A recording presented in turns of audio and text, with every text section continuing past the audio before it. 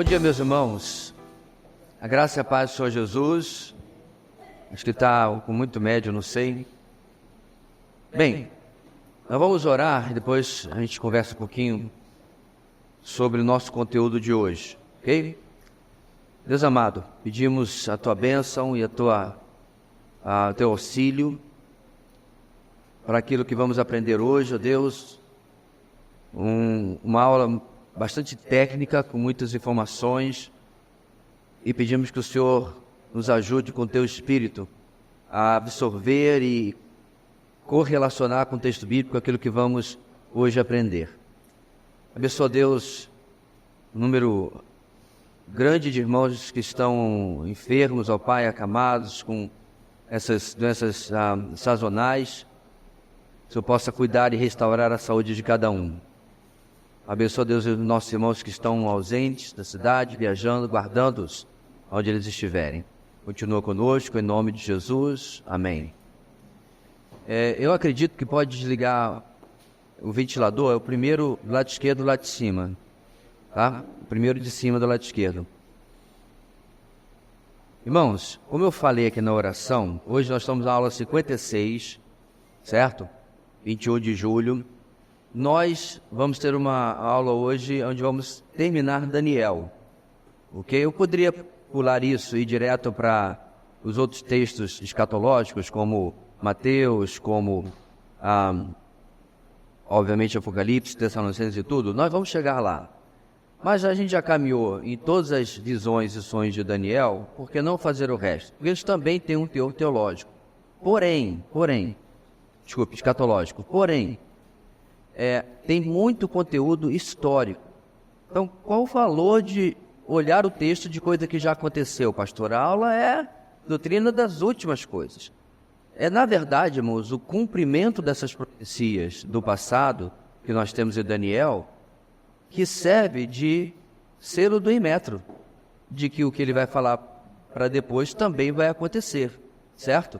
Se ele profetizou ali em 715 e pouco, ao que iria acontecer nos próximos séculos até perto da volta de Jesus, né? E aconteceu de fato, obviamente a gente diz assim, bem, know-how ele tem, certo? Obviamente a gente não está falando, irmão, de Daniel em si, mas eu digo, know-how Daniel tem, né? Como ele diz na minha terra, tem moral, mas como profeta do Senhor. Ele não fez de sua própria... não é lá Nostradamus, né, que supostamente profetizava o futuro, coisas tão vagas que ao longo da história já encaixaram com 300 coisas diferentes, né, porque ele obviamente não era profeta coisa alguma. Bem, então vamos lá, nós vamos começar dando a nossa introdução já conhecida de definição de escatologia, que é o estudo sobre os eventos e personagens dos últimos dias da humanidade, antes da eternidade, o fim do mundo, a tribulação, o milênio, o julgamento dos homens, a volta de Cristo. Lembrando que a palavra escatologia vem de skatos, no grego último, últimas coisas, e logos, assunto, palavra, estudo. E dentre as doutrinas bíblicas, a escatologia é aquela que se ocupa em sistematizar o ensino bíblico acerca dos eventos do porvir. Trata-se do final da história da criação de Deus, da igreja, da humanidade, esboçada na revelação divina. Essa palavra sistematizar é importante, irmãos, porque não tem um livro apenas sobre escatologia na Bíblia, não tem um texto apenas sobre escatologia na Bíblia. De fato, você tem, no mínimo, 5 grandes textos que vão ser combinados para que nós possamos entender os eventos do final. Inclusive, quando combinados, você começa a ver a semelhança. Vou dar um exemplo pequeno que a gente já viu no nosso estudo. Como que o número de anos da tribulação, certo? É calculado em Daniel, e a gente vê esse número, exatamente este número, repetido em Apocalipse, certo? Então, para alegorizar Apocalipse, o que é alegorizar, irmãos, que a gente tem dito?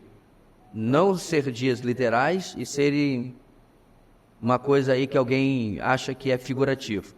Para você alegorizar Apocalipse com a desculpa, para eles é argumento, para mim é desculpa, de que se trata de um livro simbólico, um livro cheio de símbolos, cheio de metáforas, etc. Mas para alegorizar esse número de dias, você tem que alegorizar Daniel também. Só que nós fizemos o cálculo, a gente vai falar desses números daqui a pouquinho, e vimos que os números colocados a Daniel são literais. Nós, de fato, fizemos a continha, quer dizer, quando eu digo a continha, a gente copiou o cálculo de alguém, né? Porque é de rachar o crânio, o nível de matemática. A gente pegou o cálculo que alguém já fez e mostrou que, de fato, existe uma data da contagem da profecia de Daniel e uma data do final dela, certo? Sobrando os anos da tribulação. Isso a gente já viu nas aulas anteriores e creio que os irmãos lembram. Outra coisa que nós vimos já em Daniel é a profecia usando imagens, usando figuras, que está nos capítulos 2, 7 e 8 de Daniel, no próximo slide. Hello. No próximo slide, que são esses três sonhos diferentes, ou visões diferentes. Lembrando que o primeiro, aquele lá do canto superior, não é de Daniel, foi o sonho de Nabucodonosor, ok? Filho, veja se você encontra ali da pasta do notebook o meu apontador laser, tá? E o que nós temos aí, meus irmãos? No primeiro sonho de Nabucodonosor, tinha uma cabeça de ouro. Na primeira visão de Daniel, tinha um leão com duas asas, lembra? A cabeça e o leão simbolizavam a Babilônia. E aí você tem o peito de prata na estátua, na visão de Daniel, o urso, e depois, mais adiante, você tem um carneiro, que tinha 2 chifres, um de cada tamanho, é a Média Pérsia, certo? E aí você tem, de novo na estátua, o ventre e os quadris de bronze. Na segunda imagem, o leopardo com 4 asas e 4 cabeças, né? 2 pares de asas e 4 cabeças, que é a Grécia. Ele também é o bode, com um chifre só, que você está vendo na imagem de baixo. Okay? E aí, finalmente, voltando para a estátua, você tem os pés de ferro e o ferro misturado com barro, que é o quarto animal, que é este, simbolizado por um dragão, né, um dinossauro aí na imagem. Obviamente, como ele não tem uma definição no texto bíblico, o artista coloca aqui alguma coisa que vem da sua cabeça. Isso aí não é nenhuma representação literal, não. Que é, por dedução histórica, os romanos não são citados em Daniel, ok? A Babilônia, a Médio-Pérsia e a Grécia são citadas por nome em Daniel, séculos antes de acontecer, mas os romanos a gente sabe que é por dedução histórica. Eles são o império que vem depois da Grécia, ok? E, finalmente, os pés, é aí que a gente vai falar um pouquinho hoje, os pés da estátua de Nabucodonosor, ela é o ferro das pernas, mas é misturado com barro. Obrigado, filho. Se você pegar qualquer construção, né? Vai fazer, não qualquer construção, mas qualquer estrutura metálica e misturar com barro, fica mais forte ou mais fraco? Mais fraco. Não dá liga. Ferro e barro não dá liga, né? Não junta, não mistura. Obviamente está mostrando que os pés desta maneira está apontando para um reino mais fraco do que foi o Império Romano, mas que tem alguma coisa a ver, certo? Caso você esteja um pouco perdido porque não assistiu às aulas anteriores, essas imagens aqui... Ups, eu passei? Não, né? Estava desligado, então foi aí mesmo. Essas imagens aqui, todas foram sonhos e visões séculos antes de acontecer. E essa é a importância, meus irmãos, do que está acontecendo aqui no nosso estudo. Então, Daniel está lá na Babilônia, ok? Durante o cativeiro babilônico, e Nabucodonosor tem o seu sonho. Então, a única coisa que Daniel estava vivendo é a cabeça de ouro, que é a Babilônia, que inclusive ele diz, a cabeça de ouro és tu, ó rei. Ele fala que o próprio Nabucodonosor é a cabeça de ouro. Nabucodonosor, irmãos, era a Babilônia. Quando ele morre, já começa a ir ladeira abaixo. A coisa já começa a se degringolar, né? E aí, só que os outros que ele profetiza, irmãos, esses não existiam ainda. É por isso, eu já falei naquela aula, que os liberais, os ateus, os incrédulos, odeiam e até tentam ridicularizar o livro de Daniel, dizendo que, de fato, ele não foi escrito quando dizemos que ele foi escrito. Ele foi escrito lá depois de Cristo, na época dos romanos. É como se eu hoje, né, se assim, escrevesse um livro, o Brasil vai perder de 7-1 da Alemanha. Já aconteceu, não foi? O trauma já está. Mas aí, o que eu faço? Eu digo, não, eu descobri esse texto em uma caverna, blá, blá, blá. Tem que ter uma coisa assim, né, mística e tal. E aí pega um papel bem velho, né, envelhece com café e sei lá o quê. Aí eu digo assim, olha, um antepassado meu, 100 anos atrás, profetizou que o Brasil ia perder da Babilônia. É isso que eles dizem que alguém fez e escreveu Daniel, certo? Mas, irmãos, a arqueologia, a manistoprologia, que é o estudo dos manuscritos, tudo prova que não é verdade, certo? O livro de Daniel já existia há muito tempo. Jesus cita o livro de Daniel. Então, mesmo que fosse escrito ali nos dias de Jesus, nós simplesmente estaríamos chamando Jesus de quê, irmãos? Mentiroso, né? E é interessante que aí, alguns ateus, quando você fala isso, aí eles dão 2 passinhos para trás. Porque tem ateu e ateu, né, irmãos? Tem uns que têm um cuidado de não ir ao ponto de chamar uma pessoa como Jesus, porque eles consideram Jesus uma boa pessoa. Um cara legal, um cara que fez o bem, que pregou a justiça, que pregou a paz. Mas ele era mentiroso também? Então, obviamente, eles vão dar uma paradinha aí nesse ponto. Bem, nós vimos nas aulas anteriores também este esquema das 70 semanas profetizadas por Daniel, certo? Não vou passar por todo ele, porque a gente já viu, mas quis passar novamente. Então, aqui, ó. Daniel profetiza que vai vir 70, na verdade, o anjo diz para ele, que vão vir 70 semanas sobre o seu povo. E nós já vimos que essas semanas, literalmente, se traduz 70 setes. Não é semana, literalmente, no texto, a gente já viu do hebraico, tudo isso está na aula lá, certo? No Daniel capítulo 9. E aí ele fala que a contagem das 70 semanas começa no decreto de restauração de Jerusalém, que aconteceu em 5 de março de 444 a.C., certo? Decreto de Artaxerxes, isso está em Neemias capítulo 2. Não é o decreto de Ciro para voltar para Jerusalém, não é o decreto de Dario permitindo a reconstrução do templo, mas a reconstrução de Jerusalém é mencionada no texto de Daniel. E aí nós contamos, irmãos, 69 semanas até o ungido, que significa Messias. A palavra Messias em hebraico significa ungido, e a gente teve essa tradução para o português de Messias. Bem, por que 69 semanas? Porque o anjo diz que são 69 semanas até o Messias, até o ungido. E aí nós contamos. Eu expliquei para vocês que nós contamos em dias lunares e não em dias solares, porque o calendário antigamente seguia as fases da lua e não o sol. Todo mês tinha 30 dias. Então eram 12 meses de 30 dias, dá 360 dias. Se você fizer a conta em anos solares, dá tudo errado.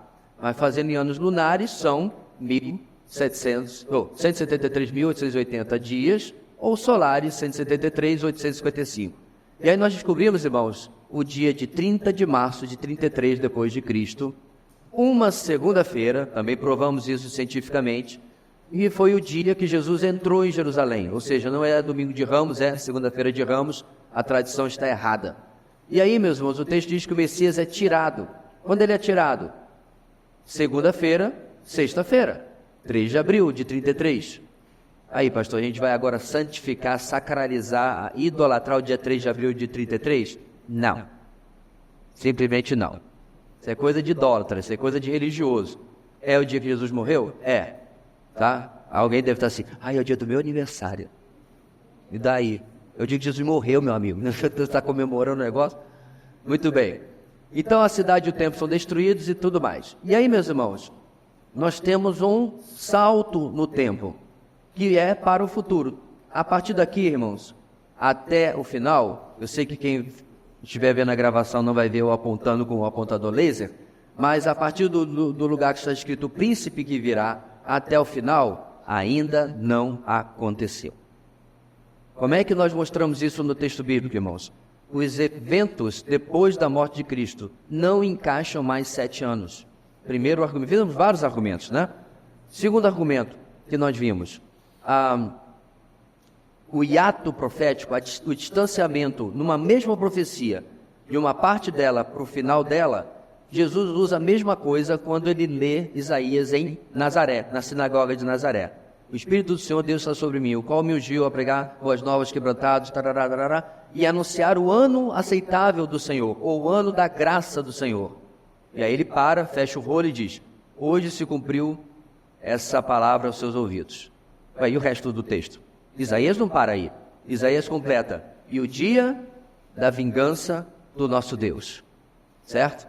Claro que alguém pode argumentar: não, pastor, o dia da vingança começou logo depois da morte de Cristo e o mundo agora está debaixo da vingança de Deus. Pode argumentar o que você quiser. Pode argumentar até que o dia da vingança do nosso Deus foi perder para a Alemanha por 7-1. Argumentar e dizer, irmãos, todo mundo pode falar o que quiser. Mas, biblicamente, eu vejo que dia da vingança do nosso Deus, leia Apocalipse. Aí, de fato, você encontra Deus descendo a ripa, por assim dizer, na humanidade incrédula. Certo? Eu já expliquei Apocalipse algumas vezes, a gente vai explicar com mais calma. Mas, em um só evento em Apocalipse, 1,5 bilhão de pessoas vão morrer. E você estava com medo da pandemia, né? 1,5 bilhão. O mundo, durante 7 anos, pelo menos, ou em parte dos 7 anos, vai cheirar a morte. Porque é literalmente impossível, irmãos, você se livrar de 1 bilhão de corpos. É impossível. Se você tiver que enterrar 100 corpos, o cheiro já é insuportável. Então, 1 bilhão. Então, o mundo vai ver, de fato, que existe um Deus. E o que vai ser o fruto disso? Uma enorme parte da humanidade... Alô, hoje é um daqueles dias de interferência. Uma enorme parte da humanidade vai se voltar para o Senhor, e por incrível que pareça, uma outra enorme parte da humanidade vai se rebelar ainda mais contra o Senhor. E assim, nós vamos para essa última semana de Daniel, a 70ª, também conhecida como tribulação. Passa aí, por favor. Aí eu coloquei as conclusões, né, que nós tiramos a partir dessas aulas que nós tivemos até aí. A contagem das 70 semanas de Daniel sofre uma interrupção na morte de Cristo. Chegamos apenas até a 69ª semana, como eu acabei de explicar.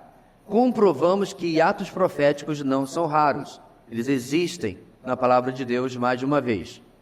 Comprovamos que Antíoco Epifânio é um tipo de anticristo, mas não cumpre as profecias totalmente. Quem é Antíoco Epifânio? A gente já falou isso nas aulas anteriores. A gente vai falar dele hoje novamente. Ele volta ao texto de Daniel. Ele é um homem que atacou Israel e profanou o templo. E muita gente acha que ele foi o anticristo. Só que nós comprovamos, e você precisa assistir as aulas anteriores, que isso não procede. Porque o próprio Jesus, em Mateus 24, 25, vai falar sobre a profanação que Daniel falou. Então, se Antíoco viveu antes de Cristo, e Jesus menciona Daniel depois de Cristo, ainda não aconteceu. Comprovamos que Antíoco Epifânio... já acabei de ler, desculpa. Comprovamos que um tipo igual a uma semana de anos é o profetizado, que um tempo igual a uma semana de anos é o profetizado em Apocalipse, quando é mencionado a sua metade, 42 meses, 3 anos e meio, ou 1.260 dias, 3 anos e meio, certo? Como eu mencionei agora, Apocalipse repete os números de Daniel. Assim, a 70ª semana de Daniel ainda irá se cumprir na história, e veremos que ela se enquadra no que é chamado comumente de tribulação. Isso é uma rápida recapitulação, irmãos, do que nós já vimos. Então, qual é o nosso objetivo com escatologia em termos de cronologia? Passa aí, por favor, a nossa imagem bem simplificada. Nós estamos aqui, irmãos. Jesus morre, nós estamos nesta parte azul, era da igreja, ok? Quando que a era da igreja é interrompida? Com o arrebatamento. Perceba a seta para o alto na minha enorme capacidade artística de representação, né? Muito detalhada, né? Então, arrebatamento, a igreja é removida da face da terra. Bem, quando a igreja é removida, nós vamos falar sobre cada parte dessas, nós estamos lá em cima, nas bodas do Cordeiro, ou se você quiser mais popularmente, no casamento do Cordeiro. Então, o Cordeiro se encontra com a igreja, com a noiva, nós estamos ali as bodas. É óbvio, meus irmãos, que não é literalmente um casamento, né? Então, nós não somos uma noiva, nós somos uma pessoa, uma mulher. A igreja é simbolizada como noiva e Jesus como noivo. É o sentido de união. Nós vamos estar para sempre com o Senhor. Então nós somos a noiva e o noivo, a família de Cristo, o corpo de Cristo, são todas figuras representando a nossa união com Jesus. Enquanto a gente está lá, ó, literalmente no bem bom, o pau quebra aqui embaixo. Tribulação de 7 anos. Repare que eu coloquei aqui embaixo, ó, 3 anos e meio de paz, entre aspas. É uma paz fabricada, é uma paz artificial, é uma paz superficial. E aí, na metade desse tempo, tudo muda. E 3 anos e meio que a gente chama aí de fato da grande tribulação. E isso tudo junto é a 70ª semana de Daniel. Bem, no final da tribulação, vem a segunda vinda de Cristo com os santos. Então, o pessoal diz assim, vocês acreditam que Jesus volta 2 vezes? Negativo, de forma alguma. Não há volta de Cristo no arrebatamento.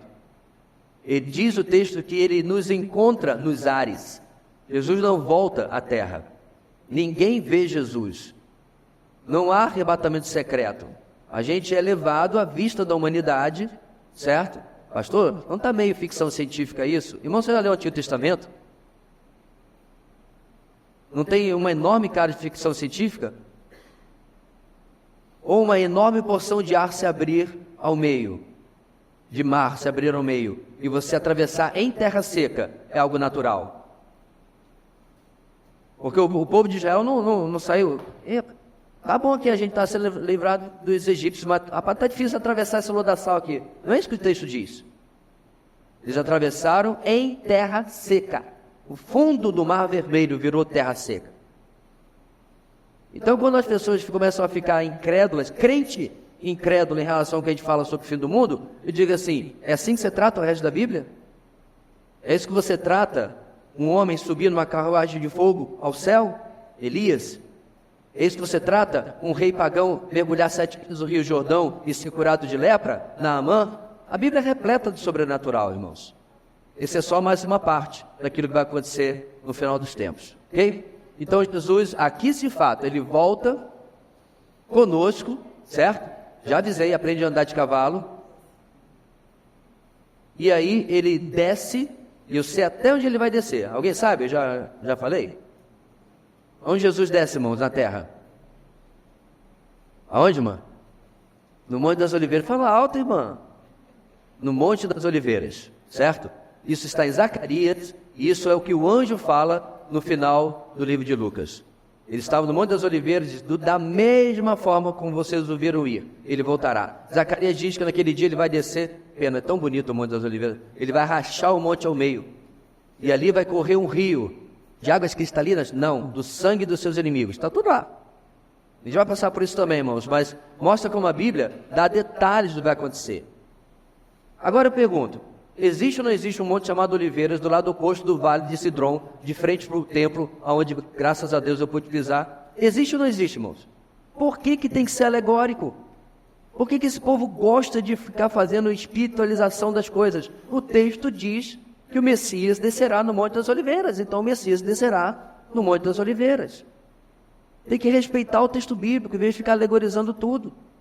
E isso acontece aqui, ó, aonde ele vem, mata o anticristo e o falso profeta. Pastor, Jesus mata? Porque Jesus não é woke, não é Jesus progressista, não é Jesus hippie. É Jesus que foi recusado como Cordeiro de Deus, mas agora vem como leão da tribo de Judá. Agora vem, eu avisei, ele veio para passar a régua. Os seus inimigos todos são mortos aqui. Não é só o anticristo falso profeta, não. Por que eu sei disso, irmãos? Nós ensinamos em Isaías capítulo 24, quando eu falei sobre a instauração do reino messiânico, e todo o mal será varrido da face da terra. Só os discípulos sobrevivem à tribulação. Todos os incrédulos serão mortos. E é estabelecido o reino messiânico de 1000 anos, enfim. E aí nós tivemos, irmãos, também rapidamente outra imagem, só para completar aí com mais detalhes. Essa aí está mais bonitinha, não foi eu que fiz, não. Certo? E está aí a mesma coisa com mais detalhes, certo? Calvário, morte de Cristo, era da igreja onde nós estamos, arrebatamento da igreja, tá vendo? Tem um subindo como Iron Man, outro subindo como Superman, outro, tá? Cada um no seu estilo aí, como você quer. Se você não aprender a voar também, de repente você vai subir de cabeça para baixo, todo descontrolado, sem flaps, sem, né, direção. Bem, arrebatamento vem a grande tribulação. Esse camarada não está louvando não, viu, esse de terno e gravata. Está pedindo misericórdia aos céus, pelo aquilo que vai acontecer aqui. Segunda vida de Cristo, certo? Olha, já vem a cavalo. E como está em Apocalipse, capítulo 19. A restauração do reino, juízo final e eternidade. É a mesma coisa da outra imagem, a mais bonitinha. Quer ver só? Passa aí, tem aí as duas juntas. Se sobrepor aí, você vai ver basicamente a mesma coisa, né? Não tem grande diferença entre uma e outra, só representação artística. Bem, agora sim, irmãos, vamos chegar em Daniel e vamos caminhar. E até onde a gente chega, nós temos Daniel 10, 11 e 12 para examinar e ver as últimas visões de Daniel. Daniel e Escatologia, capítulo 10 a 12, é a quarta visão. Visão que antecipa o cenário político de quase 400 anos, recebida no terceiro ano de Ciro, em 537 a.C. A riqueza de detalhes é tamanha que os liberais e críticos se recusam a acreditar que realmente foi escrito por Daniel 5 séculos antes de Cristo. Vamos ver o esboço, irmãos, do que diz esses 3 capítulos.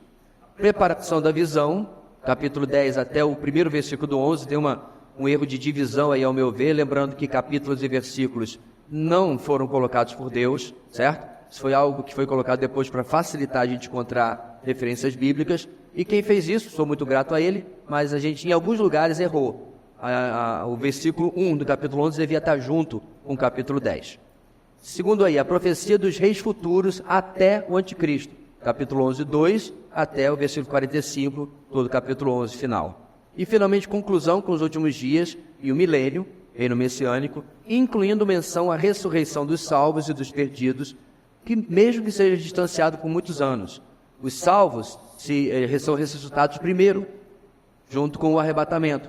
Os incrédulos são ressuscitados só no final dos tempos para o juízo final. Certo? Só os santos são ressuscitados primeiro. E aí é o capítulo 12. Vamos começar, irmãos, caminhando. Eu vou pedir a sua paciência, porque mesmo que eu tivesse pedido lá no WhatsApp para você ler esse texto em casa, muitos não leriam. Então, a gente, infelizmente, tem que gastar um tempo, mas felizmente temos que ler a palavra de Deus. Então, preste atenção aí na nossa leitura do capítulo 10 de Daniel, ok? Vamos lá. No terceiro ano de Ciro, rei da Pérsia, Daniel, chamado Beltesazar, recebeu uma revelação. A mensagem era verdadeira e falava de uma grande guerra. Na visão que teve, ele entendeu a mensagem.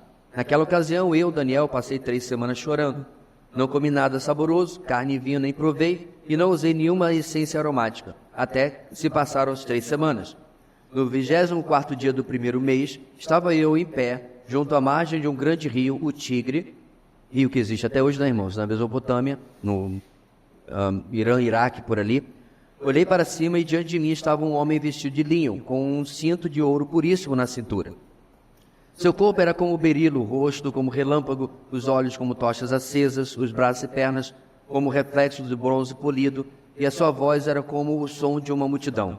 Somente eu, Daniel, tive a visão. Os que me acompanhavam nada viram, mas foram tomados de tanto pavor que fugiram e se esconderam.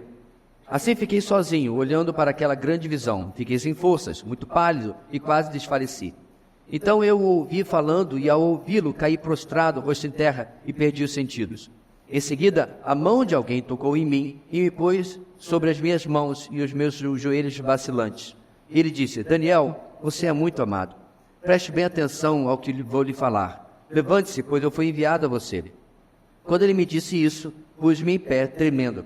E ele prosseguiu: Não tenha medo, Daniel. Desde o primeiro dia em que você decidiu buscar entendimento e humilhar-se diante do seu Deus, suas palavras foram ouvidas, e eu vim em resposta a elas. Mas o príncipe do reino da Pérsia me resistiu durante 21 dias. Então Miguel, um dos príncipes supremos, veio em minha ajuda, pois eu fui impedido de continuar ali com os reis da Pérsia. Agora vim explicar-lhe o que acontecerá ao seu povo no futuro, pois a visão se refere a uma época futura. Quando ele me disse isso, prostrei-me rosto em terra, sem conseguir falar. Então o ser que parecia homem tocou nos meus lábios, e eu abri a minha boca e comecei a falar. Eu disse àquele que estava em pé diante de mim: estou angustiado por causa da visão, meu Senhor, e quase desfaleço. Como posso eu, teu servo, conversar contigo, meu Senhor? Minhas forças se foram, e mal posso respirar. O ser que parecia homem tocou em mim outra vez e me deu forças. Ele disse: não tenha medo, você que é muito amado, que a paz seja com você. Seja forte, seja forte. Ditas essas palavras, senti-me fortalecido e disse: fala, meu Senhor, visto que me destes forças. Então ele me disse: você sabe por que vim? Tenho que voltar para lutar contra o príncipe da Pérsia, e logo que eu for, chegar ao príncipe da Grécia. Mas antes lhe revelarei o que está escrito no livro da verdade. E nessa luta, ninguém me ajuda contra ele, senão Miguel, o príncipe de vocês. Sendo que, no primeiro ano de Dario, rei dos Medos, ajudei-o e dei-lhe apoio. Irmãos, vamos, por enquanto, até o versículo 1, como eu disse, que é o capítulo 10, certo? A leitura grande vai ser lá no capítulo 11. Então vamos, não vou poder ficar o slide aqui, eu preciso continuar aqui, mas seria interessante você com a Bíblia acompanhar à medida que a gente vai caminhando versículo por versículo, certo? Principalmente no capítulo 11, quando a gente chegar, porque vai ter trocentos fatos históricos ali mencionados. Vamos lá. Primeiro, Daniel tem uma revelação, versículo 1. Daniel começa a buscar a Deus no terceiro dia de Nissan até o 24º dia de Nissan, começando na festa da lua nova, passando pela Páscoa e a festa dos pães ásperos. Então ele não come, ele não bebe, ele não passa a perfume, é o que o texto diz, né? Então a coisa não deve ter ficado bonita no final dos 21 dias, mas ele faz isso não porque isso é algum tipo de autoflagelação, alguma coisa assim, mas é porque ele estava tão preocupado com o que ele havia visto, que ele ficou tão conturbado que, digamos, buscar a resposta da paz do Senhor era tudo o que interessava. Nada mais lhe apetecia, nada mais lhe chamava a atenção. Okay? Depois ele tem a visão, versos 4 a 6, na qual ele vê um homem que não tem sua identidade revelada. Então vamos lá, irmãos. Ele não é Gabriel, porque se fosse Gabriel, o arcanjo, seria dito no texto. Gabriel é mencionado antes, né? Então não faz sentido agora Gabriel aparecer e ele não citar ser Daniel. Segundo, não se trata de uma cristofania. O que é uma cristofania? É uma manifestação de Cristo antes da encarnação, certo?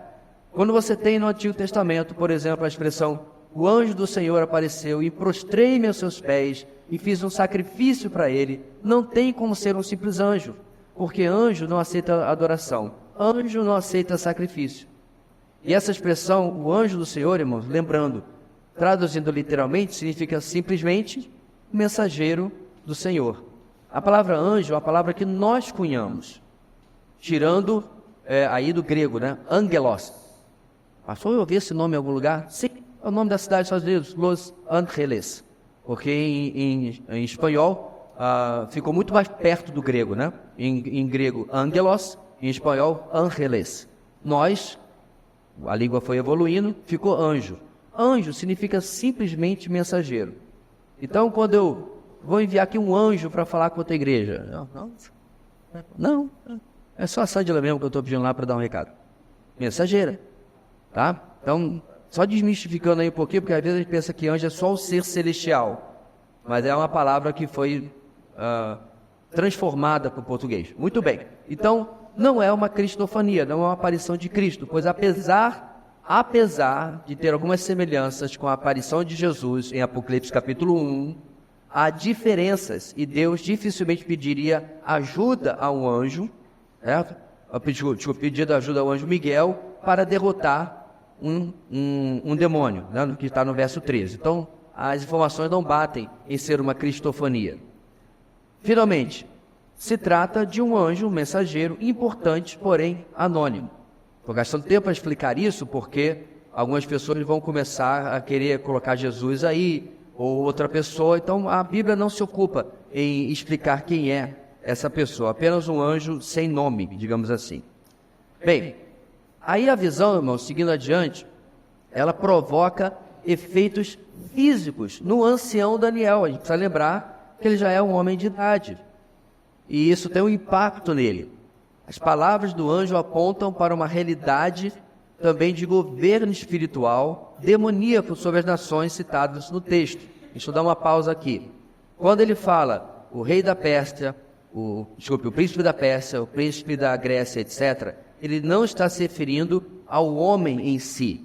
No caso, o príncipe da Pérsia seria Ciro e o príncipe da Grécia seria Alexandre o Grande.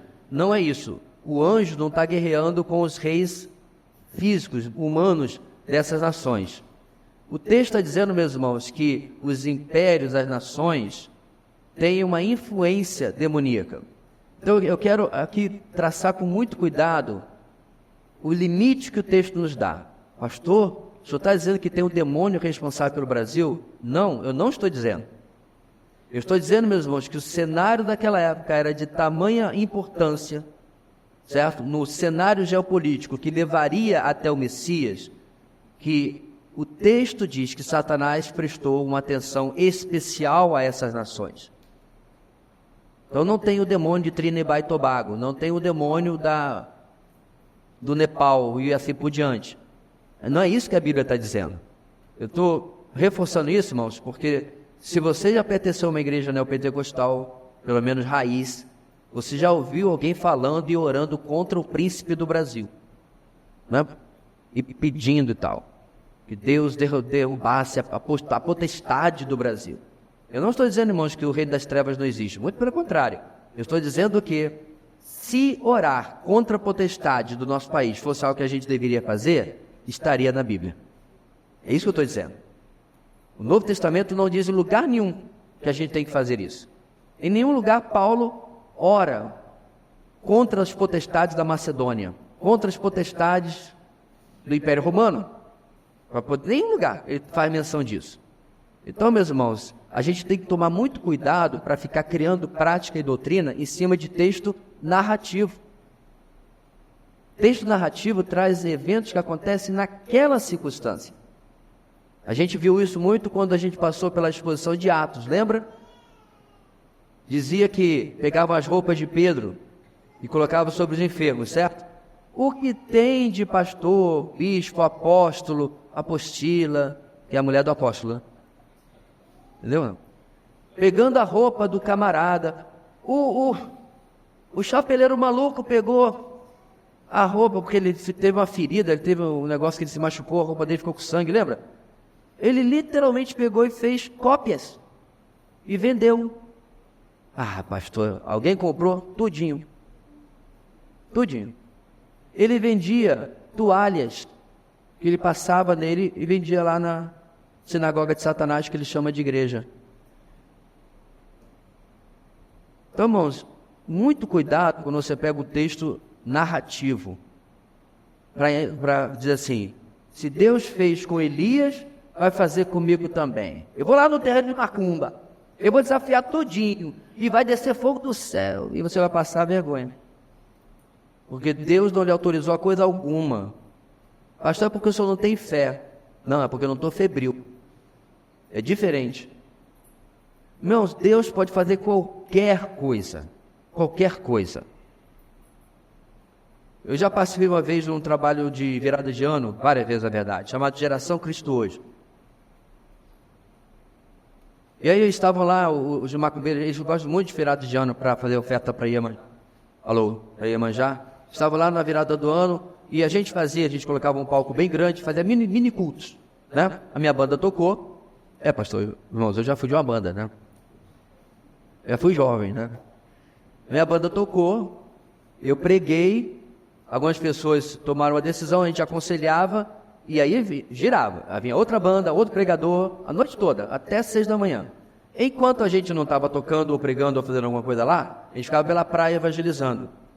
E aí, eu e vários amigos, entramos numa roda de benzedura, sei lá o que, espírita, né? Aí entramos. E aí o camarada, isso aí, irmãos, são os turistas que ficam na roda, os curiosos, ou o pessoal que quer receber a bênção ali. Nós entramos. E aí, tinha um amigo meu, estava do outro lado, e aí o pai de santo, sei lá que o camarada é, o Pavlorixá, ele ia de um em um, né? Fazia lá, botava umas ervas, a erva era cheirosa pelo menos, a erva assim e tal, e fazia uns alacazam lá. Quando ele chegou perto desse amigo, ele parou, abriu as mãos, derrubou tudo no chão, olhou para ele e pum, para trás, endemoniado. Então, meus irmãos, não venha para mim dizer que eu sou cético, que eu sou tradicionalista, que eu sou o que você quiser, né? Eu sempre falei que para os pentecostais eu sou tradicional demais e para os tradicionais eu sou pentecostal demais, porque tem um meio termo bíblico, é só você não ficar inventando moda e ficar viajando na maionese. O Deus de Abraão, Isaac e Jacó continua o mesmo. O problema é que inventam muita coisa que não tem nada a ver com ele hoje em dia. Viramos, irmãos, de novo, uma igreja pré-reforma. Eu digo, viramos o mundo evangélico. O pessoal vivia atrás de amuletos, lasca da cruz, pedaço do manto de Cristo, e não sei mais o que, porque através desses amuletos, eles seriam abençoados, seriam prósperos, seriam curados, e assim por diante. Não, voltamos no tempo. Só que agora é a picaretagem do chapeleiro maluco, é o copo de água em cima da televisão, né? Que ficou complicado depois do que a televisão ficou fininha, né? Como é que coloca o copo ali? Tem que ter um apoio, né, para botar. Tem nada a ver com o evangelho isso. Nada a ver com o evangelho. Eu aposto que o senhor nem ora por cura de enfermo. Apostou errado. Toda vez que eu faço visitação no hospital, eu apresento o evangelho e oro por cura. A diferença, meus irmãos, é que o evangelho tem absoluta certeza que se ele se arrepender e crer, ele será salvo. A cura eu não tenho absoluta certeza, porque isso depende de Deus. Eu não sou Deus, eu não estou no trono. Eu não coloquei Deus ajoelhado na minha frente para ficar determinando e afirmando e dizendo que as coisas vão acontecer. Eu continuo servo, inútil. E ele continua sendo Senhor. Tudo isso para falar, meus irmãos, desse ponto aí das nações sendo governadas por governo demoníaco, certo? É algo citado neste texto, em lugar absolutamente mais nenhum, a gente não pode tomar outra conclusão. Terceiro, o anjo descreve uma batalha espiritual. Ele pergunta, eu vou fazer uma pergunta. O texto de Daniel 10 prova definitivamente que as orações de Daniel interferiram no resultado da batalha espiritual? A análise do texto não determina nada disso. A batalha ocorria e Daniel orava, mas no texto não há nenhuma correlação entre uma coisa e outra. Por que eu estou afirmando isso novamente, meus irmãos? Porque, de novo, Neuza Tioca, que faleceu agora há pouco, e outros, Daniel Mastral, vivem escrevendo livro e o pessoal comprando, dizendo que a gente tem que orar, porque se eu não orar, o anjo não ganha a batalha contra o demônio. Não é isso que o texto está dizendo. Isso é uma inferência, ao meu ver, bastante equivocada. Então, dizer, meus irmãos, que a minha oração determina o sucesso da luz sobre as trevas no mundo espiritual, beira a arrogância. Então, é tudo isso, mano? Pá, então é o bichão mesmo, né? Se você não orar, Deus perde, porque Deus é luz. Perceba, meus irmãos, a vitória do anjo é por causa de Deus. Que o anjo é poderoso, deve ser poderoso, né? Ele ganha porque ele é o mensageiro de Deus, não porque Daniel estava orando. E a demora de chegar, está tudo debaixo do plano de Deus para aquela circunstância. Bem, Daniel se declara incapaz de receber o que o anjo tem para ele e é restaurado por um ser que parecia homem, versos 16 a 19. Apesar do toque, percebam, irmãos, são as palavras desse homem que restauram a Daniel. Eu achei isso muito interessante. Ele é tocado pelo seu homem, é um anjo, né? Anônimo, ele é ali, talvez, consolado, mas o texto diz que quando ele fala com Daniel, é que isso tem um efeito de restauração de forças em Daniel. Achei interessante, irmãos, o papel da palavra na nossa vida. Como Deus muda o nosso ânimo, nossa disposição, até mesmo a percepção das coisas, quando nós entendemos e somos atingidos pela palavra de Deus. Final do capítulo 10, e obviamente o 11:1, né? Fala da mútua ajuda entre o anjo e Miguel, inclusive por ocasião antes da profecia dos 70 anos das 70 semanas lá no capítulo 9. Então é algo que nós já vimos essa mútua ajuda antes. Então, o capítulo 10, irmãos, como eu falei lá no esboço, é só uma preparação do cenário, porque agora é que vai vir de fato a profecia. Agora, depois do nosso intervalo, certo? 5 minutinhos e a gente volta para começar com a leitura do capítulo 11. Vamos lá. Muito bem, agora eu vou pedir bastante a paciência de vocês, porque Daniel 11 é um capítulo longo, e é um capítulo, meus irmãos, cheio de detalhes históricos, que a gente depois vai esmiuçar, não o máximo que a gente poderia, porque senão ficaria muito longo, muito cansativo, mas bastante, o suficiente pelo menos. Começando no versículo 2, porque como eu expliquei, o versículo 1 pertence ao contexto do capítulo 10. Então o anjo vem, o anjo anônimo, e aí ele começa a falar com Daniel. Agora, pois, vou dar-lhe a conhecer a verdade. Outros 3 reis aparecerão na Pérsia, e depois virá um 4º rei, que será bem mais rico do que os anteriores. Depois de conquistar o poder com sua riqueza, instigará todos contra o reino da Grécia. Então surgirá um rei guerreiro, que governará com grande poder e fará o que quiser.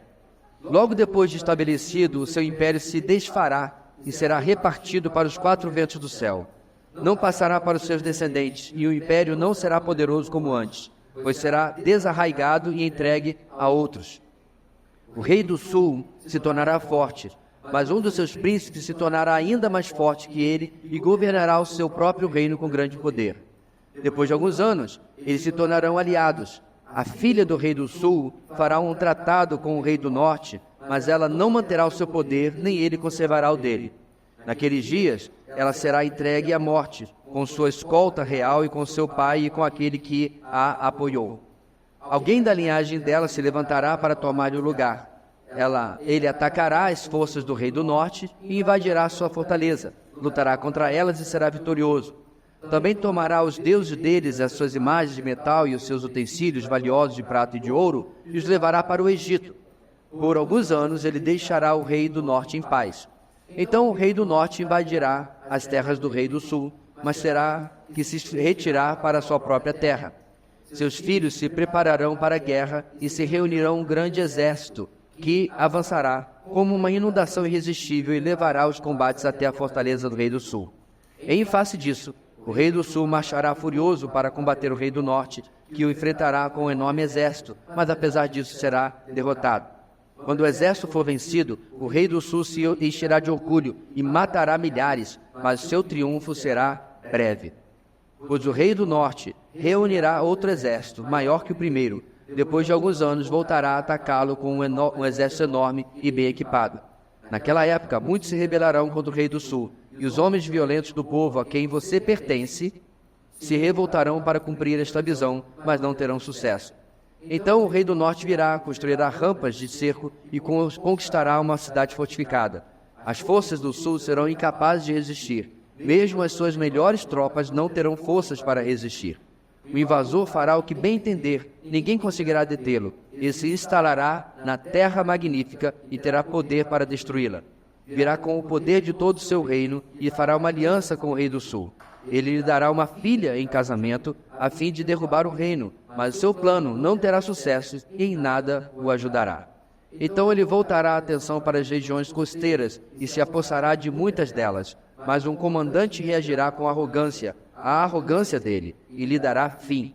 Depois disso, ele se dirigirá para as fortalezas de sua própria terra e tropeçará e cairá, para nunca mais aparecer. Seu sucessor enviará um cobrador de impostos para manter o esplendor real. Contudo, em poucos anos ele será destruído, sem necessidade de ira nem de combate.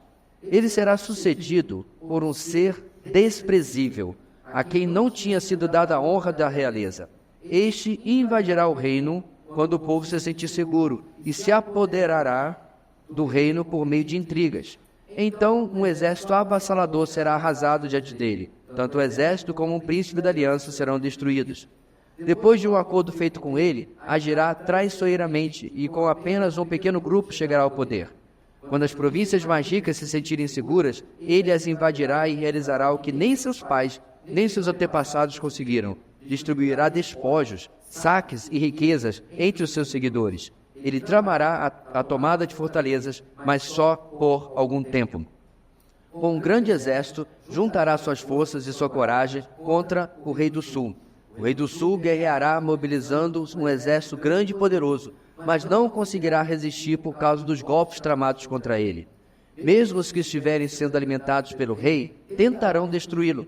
Seu exército será arrasado e muitos cairão em combate. Os dois reis, com o seu coração inclinado para o mal, sentarão à mesma mesa e mentirão um para o outro, mas sem resultado, pois o fim só virá no tempo determinado. O rei do norte voltará para sua terra com grande riqueza, mas o seu coração estará voltado contra a Santa Aliança. Ele empreenderá ação contra ela e depois voltará para a sua terra. No tempo determinado, ele invadirá de novo o sul, mas desta vez o resultado será diferente do anterior. Navios das regiões da costa ocidental se oporão a ele, e ele perderá eu não lembro qual a palavra que está ali atrás, enfim, que ficou atrás do logotipo. O ânimo, muito obrigado. Depois eu vou corrigir quando a gente for projetar. Ele perderá o ânimo. Então despejará sua fúria contra a Santa Aliança e voltando, tratará com bondade aqueles que abandonarem a Santa Aliança. Suas forças armadas se levantarão para profanar a fortaleza e o templo, acabarão com o sacrifício diário e colocarão no templo o sacrilégio terrível. Com lisonjas, corromperá aqueles que tiverem violado a aliança, mas o povo que conhece o seu Deus resistirá com firmeza. Aqueles que são sábios instruirão a muitos, mas por certo período cairão à espada e serão queimados, capturados e saqueados. Quando caírem, receberão uma pequena ajuda, e muitos que não são sinceros se juntarão a eles. Alguns dos sábios tropeçarão para que sejam refinados, purificados e alvejados até a época do fim, pois isso só acontecerá no tempo determinado. Versículo 35 até onde a gente vai.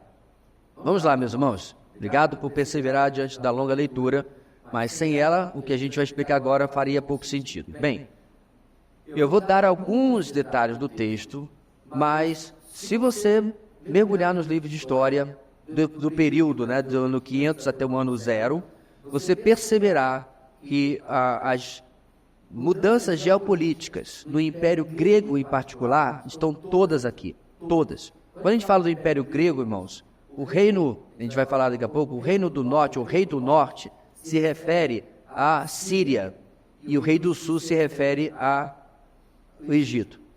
Quem está no meio? Israel. Então a passagem, um ia brigar com o outro e passa por Israel. De vez em quando diz assim, você não tem nada a ver com isso não, mas pum! E aí quando aparece aqui terra magnífica, templo e tal, são os efeitos das ações dessas mudanças geopolíticas, particularmente de um homem especial que a gente já citou antes e vai voltar agora. Então vamos lá. A profecia dos reis futuros até o anticristo.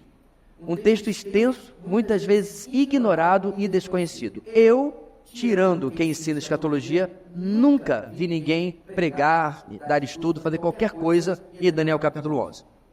A não ser quem ensina escatologia. Verso 2 a 4, comecinho, trata-se de um detalhamento da visão lá no capítulo 8. A visão do carneiro, que é a Medo-Pérsia, e do bode, que é a Grécia. Tratando principalmente de Ciro, que foi o governo em 539, e Alexandre em 323. Lembrando, meus irmãos, que a Pérsia era muito mais poderosa que a Média, certo? A Média se associou porque a Pérsia pensou, é melhor ter esse aliado do que esse pessoal me perturbando a vida inteira, porque eles eram da mesma etnia, tá? Como fosse Mato Grosso do Sul. Então é melhor se juntar aqui e criar gado junto do que ficar brigando um com o outro pelo mercado. Mais ou menos assim. Então, mas a Pérsia era muito mais poderosa. Por isso que no texto só menciona a Pérsia. Ok? Bem, Daniel está escrevendo no terceiro ano de Ciro, a gente já falou sobre isso. Então, os 3 reis profetizados no capítulo 2, versículo 2 a 4, os 3 reis que vão vir depois são Cambises, está aí a data dele, Ismerdes e Dario e Estaspes. Então perceba, irmãos, Daniel, lá antes desses reis existirem, está recebendo de Deus a profecia de que viriam 3 reis logo depois do atual. Esses são os 3 reis em questão, certo? E aí ele diz de um 4º rei que vai vir, e esse que vai começar a destruir o Império Médio-Persa pela sua arrogância, pela sua ânsia de conquista e, inclusive, de derrotar os macedônios. E aí você deve estar lembrando, eu vi isso no filme 300. O filme 300, irmãos, que é baseado, inclusive, numa graphic novel anterior, é um fato histórico. Não, Xerxes não era o Rodrigo Santoro. Ele não tinha 3 metros de altura que nem no filme, nada disso. Então, o que acontece em 300 é que, dentre as muitas micronações, vamos chamar assim, né? Micro-reinos da Macedônia, da Grécia ali, Esparta não quis participar da aliança, a gente faz sozinho. Bem, não fez, né? Você assistiu o filme, ele morre todinho na mão dos persas. Por quê? Porque eles simplesmente eram incapazes de ir contra um grande império como o Medo-Persa. Depois, aí sim, a Pérsia vai perder dos gregos, porque eles se juntam em uma aliança, a união faz a força, né? E aí vai. E o 4º rei, como está aí, irmãos, é Xerxes, Assuero, que é o mesmo do livro de Esther, né? Que é o marido de Hadassa, o marido de Esther, 486 e 465. Ele guerreou contra a Grécia, mas foi derrotado. Tá? Ele ganha de Esparta, mas não ganha da Grécia. O rei guerreiro mencionado no texto é Alexandre o Grande. Ele tinha, meus irmãos, 3 herdeiros. Não eram 3 filhos, mas 3 sucessores ao trono. Um era irmão, que era meio pancado da cabeça, e outros 2. Todos foram assassinados. Um, inclusive, se não me engano, apenas 5, 6 anos antes da morte de Alexandre o Grande. Então, meus irmãos, ele chega à morte e ele não tem sucessor, ele não tem herdeiro ao trono. Tá? Quando a gente diz herdeiro, não é filho necessariamente. Ele não tem herdeiro, podia ser o irmão, como disse, é meio pancada da cabeça, mas de repente o colocavam lá como uma figura real e faziam um parlamento, uma coisa assim, não sei. Mas não tinha essa pessoa. Então o que aconteceu? 2 alternativas, guerra civil ou a gente se entende. E eles se entenderam. 4 generais dividiram o império, agora o império grego, né, ou o império macedônio, se você preferir, entre si. Estão eles, Lisímaco, Cassandro, Ptolomeu e Seleu. Os 2 últimos são os mais importantes aqui na nossa história, no nosso estudo da profecia, certo? O Império Grego, irmãos, só dando um detalhe importante, ele foi extremamente importante. Na verdade, de suma importância para mim e para você. Claro, pastor, é por causa da sabedoria grega, da filosofia? Não. Porque 27 livros da sua Bíblia foram escritos em grego. Por não gregos, diga-se de passagem. Tá? Todos os autores do Novo Testamento são judeus, menos Lucas. Mas eles escrevem em grego por quê? Porque uma das políticas do Império Grego era a helenização do mundo. Então, se você procurar nas legendas do seu Netflix, ou o que quer que seja, a legenda grega, você não vai encontrar grego, porque cada legenda está na sua língua original para a pessoa que está procurando encontrar, né? Você vai encontrar o quê? Helênique. Viu a relação? Helenismo. Porque a maneira como os gregos se referiam a si eram os helênios. Confesso que eu nunca estudei atrás para descobrir de onde vem o termo grego, né? Ou Grécia. Mas eles são os helênios. E grego, em grego é helênique.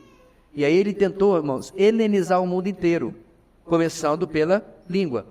E aí nós temos um outro benefício que os gregos nos deram. O Antigo Testamento em grego, chamado Septuaginta. Porque diz a lenda, né, que 70 tradutores foram colocados separados em 70 lugares, e eles traduziram o Antigo Testamento para o grego, e todos quando saíram tinham a mesma tradução. Não, impossível. Se eu pegar 10 pessoas que falam inglês aqui e der um texto, as traduções vão ter suas diferenças. Porque línguas são assim, línguas são dinâmicas. Mas a lenda ficou, né?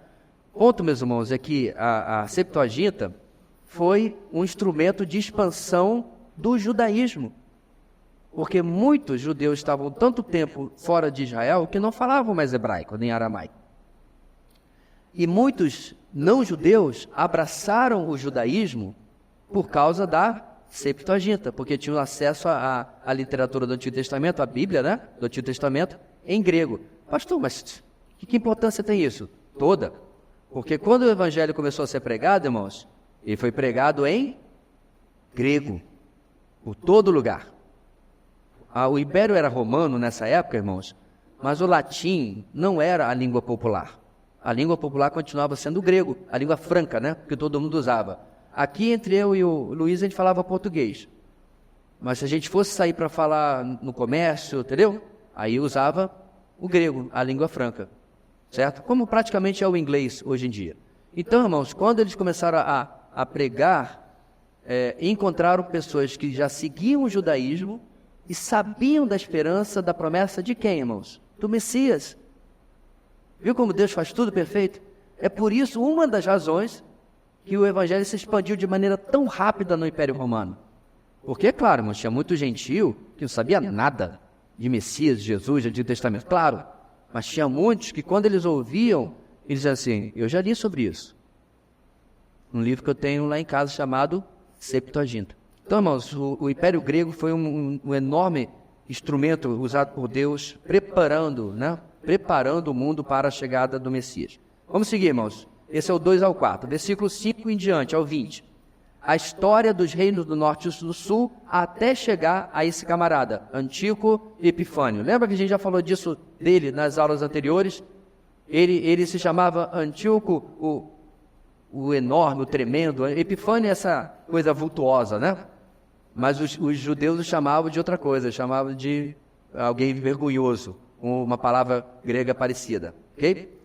Das 4 visões do Império Grego, o anjo concentra-se, divisões do Império Grego, o anjo concentra-se em 2. Lembra que eu falei, só 2 importam? O Egito no sul e a Síria ao norte, e entre eles Israel. As outras 2 províncias, vamos chamar assim, elas não são importantes na profecia. Até porque quem fica brigando uma com a outra é o norte e o sul, certo? Bem, verso 5, o reino do sul, o forte reino do sul, né, o rei forte, desculpe, era Sóter. E o príncipe, ainda mais forte, chamava-se Seleuco Nicator da Síria. Os quais, depois de muitos conflitos e idas e vindas, fazem uma aliança entre o Egito e a Síria. Então, no primeiro momento, eles resolvem, vão parar de brigar, vão fazer uma aliança, vão respeitar cada um o seu lugar, afinal de contas, nós 2 somos da mesma origem lá de Alexandre o Grande, e vamos parar por enquanto. Isso não dura muito. Verso 6, a aliança então entre o Egito e a Síria em 250 a.C., através de um casamento de conveniência. Uma deu a sua filha Berenice, o outro deu Antíoco II. Então, casamentos reais de conveniência não é de agora que acontece, né? É de longa data para selar a paz. Aliás, irmãos, se você fizer o estudo das famílias reais da Europa, tudo parente. Tudo índio, tudo parente, certo? No sentido de ser indígena da terra, é tudo ali. Da Bavária, aí vai para cá, você dá o seu irmão, eu dou minha prima e tal. Se fizer, todas têm DNA da Rainha Elizabeth que acabou de morrer agora, por exemplo. São tudo parentes. É impressionante, mas como o poder só foi trocando de mão para mão, né? Não é à toa que a realeza é ressentida por parte da história e parte da população. E aí o poder só fica, né, um rodízio, vou chamar assim. Bem, então tem essa aliança em 250. Irmãos, isso aqui é livro de história. É a Bíblia falando que vai acontecer a história 300 anos antes, em 500 e pouco, quando Daniel profetizou. Verso 7 e 8. Ptolomeu III Evergetes, para quem está grávida, pega os nomes aí, irmão de Berenice, invade a Síria de Seleuco II, Caline-Sírio, esse nome aí, que foge para a Ásia Menor, mais ao norte. Como está escrito nos versos 7 e 8, isso aconteceu de fato. Seguindo adiante, irmãos, versos 9 a 10. Depois ele retorna, irmãos, e seus filhos prosseguem. Seleuco III Seraunos morre e seu irmão Antíoco o Grande derrota o Egito em 219 a.C. E aí mais adiante, Ptolomeu IV Filópator, filho de Ptolomeu III Evergetes, ataca Antíoco o Grande em 217 a.C., mas não consolida sua vitória, regressando para o Egito. Então, se você está acompanhando com a sua Bíblia aberta os textos, é isso que o texto está narrando. Tem mais detalhes aí, pastor? Tem, mas aí a gente vai virar aqui uma aula de história de 3 domingos, né? Verso 13.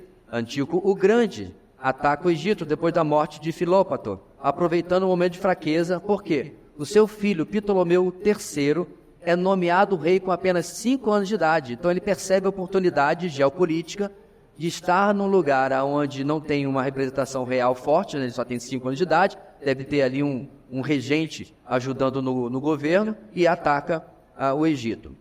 Verso 14 e 16. Muitos, diz o texto, entre eles, Filipe V da Macedônia, e judeus se aliam contra o Egito, preferindo a Síria. Então a Síria domina a chamada Judeia, terminando o domínio dos Ptolomeus do Egito para sempre. Então até agora, irmãos, certo? A Síria está do norte aqui, a Síria está no mesmo lugar que está hoje, tá? Com o Haddad lá, é outro Haddad, tá, irmãos? Todo lugar que esse camarada vai, a família dele, não é o Tachad não, é outro fazendo desgraça lá na Síria. Está em guerra civil, não lembro nem desde quando. Foi antes do Trump. Imagina só, Trump já saiu há 4 anos, governou 4 anos, são 10 anos de guerra civil. E está tudo maravilhoso. O mundo só está preocupado com o que Israel faz com Gaza e com a Palestina em geral, mas eu digo a faixa do Gaza para cá, fugiu o nome da outro lugar. É West Bank, isso aqui às vezes o nome foge da cabeça, é o que fica acima, porque são 2 pedaços que é onde os palestinos estão concentrados, né? Cisjordânia, lembrei. Então só se preocupa com isso. Então o mundo inteiro pode quebrar o pau, pode fazer de tudo, mas o que não pode jogar uma bombinha de São João em outro é Israel. Aí não pode, aí é o fim do mundo, né? Mas a Síria está lá, irmãos, já centenas de milhares morreram do seu próprio povo. É a mesma Síria, tá? Israel está aqui, a Síria está aqui em cima, o Egito está para cá. Até esse momento, essa divisão dos gregos, né, dos 4, dominava Israel, ou a Judéia, se preferir. Agora, a Síria passa a dominar Israel, certo? O reino do norte passa a dominar, é o que está ali. Todo o texto, do 13 ao 19, trata de Antíoco o Grande, que foi expandindo o seu domínio até chegar à Índia. Esse era o mais ambicioso, vamos chamar assim. Então, ele está na Síria, certo? Ele começa a dominar agora a Judéia, o Canaã, Palestina, como você preferir, e aí ele se expande para a direita. Se você está bom de geografia, a Índia está longe. Você tem ali muitos países, hoje, Arábia, Irã, Iraque, e aí você vai até chegar à Índia, que é onde, inclusive, Alexandre já tinha estado antes, né? Então ele vai se expandindo, está do 13 ao 19. Vamos voltar um pouquinho, irmãos, versículo 17. Antíoco Grande dá sua filha Cleópatra, uma das 7 rainhas com este nome, em casamento a Ptolomeu Epitáfio, em 197 a.C. Não, irmãos, essa Cleópatra aqui não é a Elizabeth Taylor. Tá? Aquela é Cleópatra VII, tataraneta dessa daqui. Essa é a primeira mulher chamada Cleópatra. Eis a razão porque Cleópatra era branca e não morena, como geralmente são os pessoal do Egito, ou negra, como foi apenas uma dinastia do Egito, quando controlada pelos... aí de baixo. Hoje eu estou bom de memória, né? Jesus amado. Etiópia, quando controlada pelos etíopes, coisa que eu já ensinei em Isaías, lembra?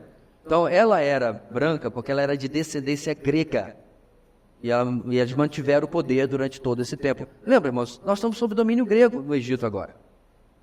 Eles dominam e, obviamente, eles se mantêm como faraós, vamos chamar assim, usando o título dali. Só para destacar, porque existe toda uma campanha progressista reclamando da Elizabeth Taylor como atriz da Cleópatra lá de trás, e lançaram um novo filme agora com uma Cleópatra negra. Mas eu só não gosto de negro.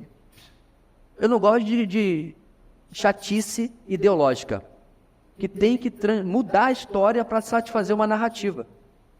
Os negros têm uma história linda, não precisa falar disso daí. Tem que ser o que a história diz. Quem foi? né? Se o camarada era azul, era azul. Não vai botar um camarada verde. Tem que ser o que a história diz que é e não ficar mudando para favorecer uma narrativa, para favorecer uma ideologia. Certo? Só isso que eu quero, de vez em quando, destacar, irmãos, porque o mundo está sempre querendo mudar essas coisas por algum motivo ideológico, né? Então, ele dá a Cleópatra, sua filha, em casamento, certo? Mas ele só casa alguns anos depois, porque ela era muito novinha, quando ela chega aos 14 anos. Vixe, 14 anos. Ela é dada em casamento com 9. E ela casa com 14. Esquisito o mundo antigo, né? Antíoco planejou assim ter paz na fronteira sul, pois pretendia, olha ele, conquistar Roma. Só que Cleópatra, ele não contava com a sua astúcia, o trai e ainda se alia aos romanos. Aí você entende a história da sua tataraneta, né? Que ela tinha um romance com o general Marco Antônio. Isso sim está no filme da Elizabeth Taylor. Aí você entende a proximidade do Egito e Cleópatra com Roma. Agora sim, Roma está no poder. Então os romanos se aproximam dizendo, ei, lembra que a sua tataravó gostava da gente? Então, sempre há, meus irmãos, esses jogos de interesse, de trama e tal, que é melhor que novela. Você perceber como é que eles vão trocando as suas fidelidades, né? Uma hora se odeiam, na próxima eleição, ainda acontece hoje. Olha aí. Este canalha, este ladrão. Passa-se um tempo, este meu presidente de quem eu sou vice. Quem entendeu a referência? É assim, irmãos. O mundo da política, do poder, é puro interesse. Mas calma, virá um reino onde absolutamente não tem politicagem, não tem lobby, não tem nada. Nem abaixo-assinadozinho vai funcionar. Não tem sindicato. Não vai ter sem terra. Eu não tenho necessidade de sem terra. Todo mundo vai ter exatamente o que precisa ter. Certo? Muita coisa que existe hoje, por causa do pecado, não vai precisar mais, porque tudo vai estar sob o controle do Rei dos Reis. Então ele se atrai, verso 18 e 19, segundo parágrafo aí, irmãos. Assim, Antíoco parte para as regiões costeiras do mar Mediterrâneo e o comandante, um general romano chamado Lúcius Cornélius Escipio, o faz regressar para a Síria, aonde finalmente ele é morto em 187 a.C. Verso 20. Seleuco IV Filopátor, filho de Antíoco o Grande, herda um enorme, porém falido reino e tenta se apossar do tesouro do templo. Não consegue e é morto com apenas 11 anos de reinado. Talvez ele foi morto, a gente não tem informação, essa parte segura, por Heliódoros, seu primeiro-ministro, que se declara rei, mas também não consegue manter o poder. Se você lembra bem, meus irmãos, aqui ele herda um enorme reino, porém falido, ele inclusive vai mandar um cobrador de impostos, né? Está no texto aí que você está acompanhando. Por quê? Porque precisa de dinheiro para manter o reino. Já viu essa história em algum lugar? Gente, lembra, o Estado não produz nada. Lembre-se dessa frase, o Estado não produz nada. Você produz. Pastor, o senhor está tão politizado hoje. Não, estou lembrando a você coisas óbvias. Tá? Então, se você quiser emprego público para todo mundo, só funciona se todo mundo for taxado. Para gostar do verbo da moda. Não tem como. Não existe, irmãos, almoço grátis. Alguém tem que pagar por ele. Não sai do nada. Alguém vai pegar a conta para pagar. Certo? Então, se queremos mais serviços, alguém vai pagar os serviços. E geralmente quem paga? Nós, quem sustenta o Brasil, a sociedade hoje, são os pobres. Na verdade, eu acho que os pobres são os que mais sofrem. Mas quem sustenta hoje é a classe média. Eu só digo isso. Só você procurar. É a mais penalizada em termos de impostos, porque é a que mais consome. Apesar de que mais tem dinheiro, não necessariamente. Enfim, ponto aqui, meus irmãos, é que o mundo continua da mesmíssima forma. Ele não tinha dinheiro, então bora tirar do povo, vamos mandar o cobrador de impostos. Na versão revista atualizada tem outro termo, não sei qual é que está aí, não lembro agora, mas é o que está na NVI, né? Nós lemos, o cobrador de impostos ele via para lá. Aliás, a Igreja Católica fez a mesmíssima coisa. Só que como ela não tinha como cobrar impostos, o que ela fez? Vendeu indulgências. E a belíssima, como é que é o nome lá de São Pedro? Basílica de São Pedro, certo? Nota para mim mesmo, marcar uma consulta com o neurologista. Tá brabo hoje. A Basílica de São Pedro foi construída à base da mentira de Tetzel. Quando uma moeda bate no fundo do caldeirão, uma alma sai do purgatório. É incrível as pessoas acreditarem nisso. Bem, acredito em toalha que cura hoje em dia, né? Então, para você ver para onde a coisa vai. Versículo 21, irmãos. Agora sim. Chegamos ao camarada Etíoco IV, ou conhecido como Etíoco Epifânio. Mais conhecido não, ele se chamava assim. Ele se chamava de Antíoco o Cara, o tiro brilhante, o deslumbrante, o exaltado. Ele é, meus irmãos, o pequeno chifre do capítulo 8, que nós já vimos. Ele toma o trono de Demétrio Sóter, que está preso em Roma. Assim, por negociatas políticas e acordos com os romanos, ele é rei. Lembra que o texto diz que ele não é impressionante, que ele não é nada disso? Ele é astuto. Então ele aproveita o momento em que o seu rei, de fato, tenta derrotar os romanos e é derrotado e é prisioneiro de guerra. Então ele fala assim, olha, eu quero paz, eu quero tranquilidade, não vou atacar vocês para libertar o nome do camarada, o Demétrio Sóter. Então eu fico aqui como rei. Tá, beleza. A gente não quer o reino de você, não. Até porque, irmãos, Roma, na época, ainda não era o Império Romano. Tá? Ele está falando de uma cidade-estado que não tem condição de ir contra o Império, ou pelo menos um grande reino, como o Reino do Norte, ali representado em Etíoco Epifânio. Versículo 22 e 23. Bem, detalhes são obscuros da história nessa parte, mas Antíoco Epifânio começa a arquitetar a tomada do Egito através de jogadas desonrosas e enganos. É o famoso, vai mexer com quem está quieto. Então ele tem, meus irmãos, um enorme império deixado por Antíoco o Grande, que vai até a Índia. Mas você sabe, né, meus irmãos, por que o camarada é senador durante 8 mandatos e continua se candidatando? Ele precisa de dinheiro? Não. Ele está pensando no bem público? Não. Idolatria do poder. Isso é uma das coisas, meus irmãos, mais viciantes que existe. Tem o famoso ditado que diz que não coloque a autoridade, não dê um uniforme para um camarada que nunca mandou, que sobe para a cabeça. Não tem um ditado que fala assim? É claro que não é verdade em tudo, mas de vez em quando a gente vê pessoas, tanto na força policial, quanto um cara que é porteiro do prédio, ele é extremamente arrogante porque botou o uniforme, ele acha que é autoridade. O poder, e essa frase é conhecida, o poder corrompe. Poder absoluto corrompe absolutamente. Então, isso acontece com todo mundo na história. Então, ao invés de ter o seu enorme império, ele vivia literalmente como um rei.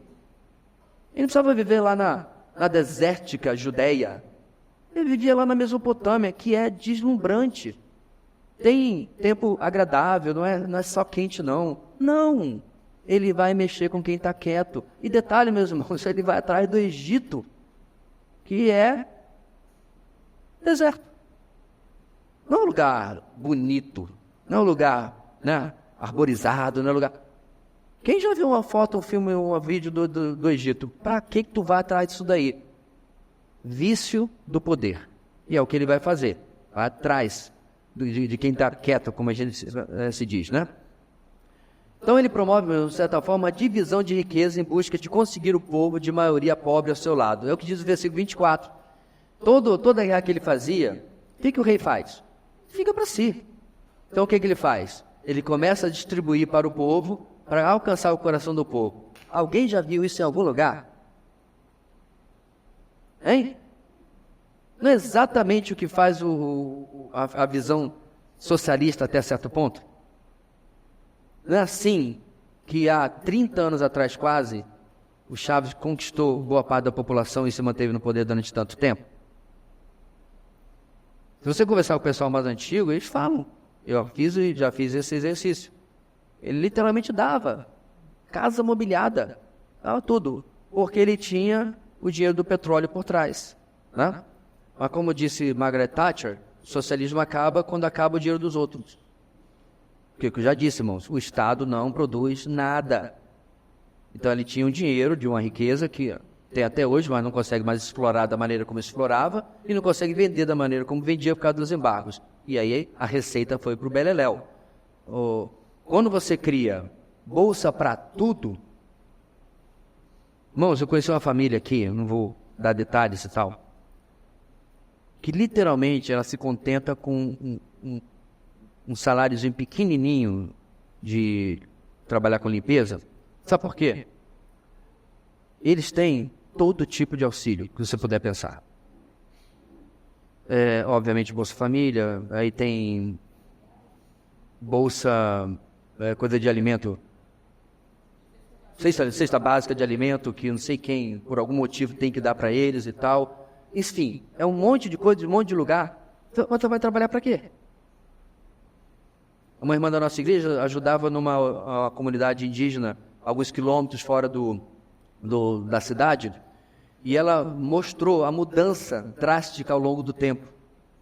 Tinha a roça, né, assim que a gente chama, uma pequena produção, tudo roçado, tudo plantado, tudo bonito. Hoje não tem nada. Nada. Eles esperam o dia de receber o dinheiro do governo, compram um pouco de comida e bebem o resto do mês. Então, irmãos, não é de hoje. Comprando o favor do povo através de bolsas, né? Distribuindo a riqueza que ele tirava de outros povos, de conquistas e assim por diante. Versículo 24. 25. Então, Antíoco Epifânio investe contra Ptolomeu Filométor, lá no Egito, um dos filhos de Cleópatra I e seu próprio sobrinho. E ele consegue chegar até o delta do Nilo, na fronteira com o Egito. Mas apesar de Ptolomeu ir com um grande exército, Antíoco foi derrotado por tramas com seu próprio exército e acaba prisioneiro de seu sobrinho, né? Então ele vai com um grande exército, mas ele é atacado, aparentemente o Pix não caiu e o pessoal não foi comprado o suficiente e esse pessoal se volta contra o próprio Antíoco Epifânio. Versículo 26 e 27. Os conselheiros de Ptolomeu Filométor se levantam contra ele, também não está coisa boa lá no Egito, e seu exército é arrasado, seu irmão Ptolomeu VII, Euvergetes, toma o trono. Agora os parentes sentados à mesa usam de mentiras e astúcias, planejam a retomada do trono do Egito. Conquistam apenas Mênfis e o Egito tem 2 reis. Com o retorno de Antíoco para o norte, Filométor faz uma aliança com Euvergetes, casando-se com Cleópatra II, irmã deles, Io. Então você vê, meus irmãos, vale tudo no jogo do poder, para manter a coisa ali em família, né? Então, mesmo há 2000 anos atrás, casar com a própria irmã, Io. Né? Como é que a coisa é sem sentido na cabeça desse pessoal? 28. No caminho para casa, Antíoco, carregando ricos espólios de guerra, descontou sua frustração nos judeus. Então vamos lembrar, irmãos. Ele desceu para ir contra o Egito, ele foi traído pelo seu próprio exército, mas ele consegue fugir para o norte de volta, para a Síria. Alô? Ele quer voltar para o lugar de origem, e esquecer essa história de atacar o Egito, né? Aí, como falamos agora, no Egito começa ali uma também guerra civil, e se voltam um contra o outro, mas resolve se acertar e casa com a própria irmã. Enquanto isso, quando Antíoco está voltando, ele passa para Israel, que não tem nada a ver com a história. Mas ele resolve, olha lá, no caminho para casa, Antíoco, carregando ricos espólios de guerra, descontou sua frustração nos judeus, atacando o templo e debelando uma rebelião em protesto pela escolha do sacerdote Menelau por meio de suborno. E aí, meus irmãos, aí está a utilidade de livros como 1 Macabeus. Pastor, já ouvi esse nome em algum lugar? Você ouviu lá na aula de bibliologia, lá no comecinho, há 1 ano e blau atrás, né? Quando nós falamos que nossa Bíblia tem 66 livros, mas a Bíblia católica tem livros a mais. Entre eles, irmãos, está 1º e 2º Macabeus, ok? E eu tomei o cuidado de trazer para vocês o texto aqui. Não é um texto sagrado, não é um texto inspirado. A utilidade de Macabeus, irmãos, é confirmar a história, tá? Eu até recomendo. É fácil achar na internet, só você colocar lá. Primeiro Macabeus, vai aparecer um site chamado, se não me engano, a Bíblia Católica Online, tem outros também. Foi lá que eu copiei o seguinte texto, olha lá. 1 Macabeus 1, 19 a 24, DJ. Pronto, olha lá. Tornou-se ele senhor das fortalezas do Egito e apoderou-se das riquezas do país. Após ter derrotado o Egito, pelo ano 143, regressou Antíoco e atacou Israel, subindo a Jerusalém com um forte exército. Penetrou cheio... Veja bem, irmãos, essa é a perspectiva de quem está escrevendo, dos judeus, certo? Então, mais um fato, erro histórico. Ele não derrotou o Egito de fato. Olha aí. É mais uma razão porque não tem Macabeus na nossa Bíblia. Pequeno erro histórico. Mas na perspectiva dos judeus, já que ele está voltando com alguns espólios de guerra, ele está voltando vitorioso. Mas a gente viu que não foi bem assim. Ele fez um estrago no Egito, mas ele foi traído pelos seus próprios parceiros ali, e ele decide suspender a campanha e volta. Então ele foi mais ou menos vitorioso. Mas veja que o texto não diz isso, né? Vamos regressando aqui. Regressou Antíoco e atacou Israel, subindo a Jerusalém com um forte exército. Penetrou cheio de orgulho no santuário, templo em Jerusalém, tomou o altar de ouro, o candelabro das luzes, com todos os seus pertences, a mesa da proposição, os vasos, as alfaias, os tiríbulos de ouro, o véu, as coroas, os ornamentos de ouro da fachada, e arrancou as embutiduras, ou seja, tudo que tinha valor, ele tomou para si. Tomou a prata, o ouro, os vasos preciosos e os tesouros ocultos que encontrou. Arrebatando tudo consigo, regressou à sua terra, após massacrar muitos judeus e pronunciar palavras injuriosas. Isso, como a gente está vendo, no ano 143. Aí, meus irmãos, veja bem, pausa aqui. Ele fez tudo isso, ele profanou o templo, inclusive a história diz que é bem possível que ele tenha feito um sacrifício no templo de um animal impuro, com certeza. Tudo isso a história segura. Mas Antíoco, a gente falou isso lá atrás, ele não pode ser o anticristo. A 70ª semana de Daniel não pode estar se cumprindo aqui, por quê? 140 e pouco, não é isso? 170 e poucos anos depois, Jesus vai dizer o seguinte: quando vocês virem o sacrilégio terrível, falado por Daniel, corra para os montes, tarará, tarará, Mateus 25. Então Jesus vai dizer, irmãos, no futuro, que aquilo ainda está para acontecer. Então, o que é Antíoco Epifânio é, irmãos? Aquilo que a gente tem afirmado já antes, um tipo de anticristo. O anticristo, irmãos, ele é uma pessoa real, ou será? Mas, ao longo da história, muitos anticristos apareceram. Muitos que potencialmente poderiam preencher este papel, certo? Eles têm características de anticristo, mas não é o cara que a gente, um dia, infelizmente, vai ter aqui no planeta Terra, certo? Então, passando lá, eles fazem tudo isso, e 1 Macabeus, na verdade, irmãos, tem muito mais coisa. Eu podia começar o primeiro capítulo todinho, mas nosso tempo não daria, que fala das coisas que esse camarada fez. Muito bem.